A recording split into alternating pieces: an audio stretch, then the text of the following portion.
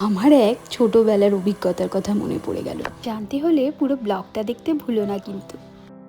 Hello everyone, আশা করি সকলে খুব ভালো আছো। এটা আমার গতকাল সন্ধ্যের ব্লগ। গতকাল সন্ধ্যেবেলায় কাজ করতে করতে একটা বেশ মজাদার ঘটনার কথা মনে পড়ে গিয়েছিল। ভাবলাম তোমাদের সাথে শেয়ার করি। ফচকায় অনেক দিন ধরে রুটি খাওয়ার কথা বলছিল, কিন্তু সত্যি বলতে আমি রুটি তৈরিতে খুব একটা দক্ষ নই। আর ওই বাইরের খাবার ও ঠিক পছন্দ করে না। একবার ডায়রিয়া হয়েছিল বলে ওর ভয় ধরে গেছে মনে, যে বাইরের খাবার খেলে যদি আবার ডায়রিয়া হয়, তাই ও বাইরের খাবারটা প্রায় অ্যাভয়েডই করে। তো আমিও জোর করি না, তাই বাইরে থেকে কিনে আনার তো প্রশ্নই নেই।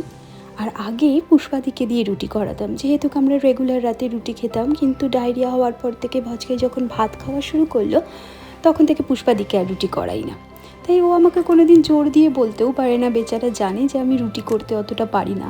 আর এর আগে যখন রুটি করতাম এক আধবার, তখন রুটিগুলো না পাঁপড়ের মতন হতো, তাই জন্য হয়তো আর ভয়েও কিছুটা বলেনি। তো যাই হোক, ভাবলাম যে বলছে কিছুদিন ধরে রুটি খাবে, কিনে তো খাবে না, তো আমি ওকে বানিয়ে সারপ্রাইজ করি। তো গতকাল সন্ধ্যাবেলায় রুটি বানাতে গিয়ে আমার এক ছোটোবেলার অভিজ্ঞতার কথা মনে পড়ে গেল, তাই ভাবলাম তোমাদের সঙ্গে শেয়ার করি। ছোটোবেলায় কি হয়েছিল, মাকে দেখতাম রুটি করতো, আর মনে হতো মার কত কষ্ট হচ্ছে, কিন্তু কোনোদিন ভাবিনি যে আমিও এরম একদিন করতে পারবো। আমার তো ভীষণই ইরিটেটিং লাগতো ওই রুটি করা ধরা, আর তাই বলে দেখতামও না কোনো দিন মা কীভাবে করছে, কত পরিমাণ আটা নিচ্ছে। তো মা একদিন বাইরে বেরিয়েছিল, আমি ভাবলাম মাকে সারপ্রাইজ করবো, বেচারি কত কষ্ট করে আমাদের জন্য রুটি বানায়, এই করে। তো সেই ভেবে একদিন আমি রুটি বানাতে বসেছিলাম। আটাটা মাখতে গিয়ে পরিমাণ তো আমি জানি না, যত পরিমাণ আটা নিচ্ছি তত পরিমাণ জল নিচ্ছি, দুটো ঢালতে ঢালতে আলটিমেটলি একটা ব্যাটার তৈরি হয়ে গেছিলো, আর প্রায় 500-600 আটা নেওয়া হয়ে গেছে।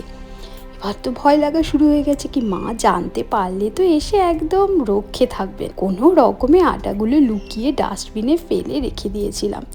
তারপরে যদিও মার সঙ্গে পরে শেয়ার করতে গিয়ে বেশ বকা খেয়েছিলাম। তোমরাও কখনো কি এরকম কিছু করেছো? কমেন্টে জানাতে ভুলো না কিন্তু। ভাই ভালো থেকো, সুস্থ থেকো, টাটা।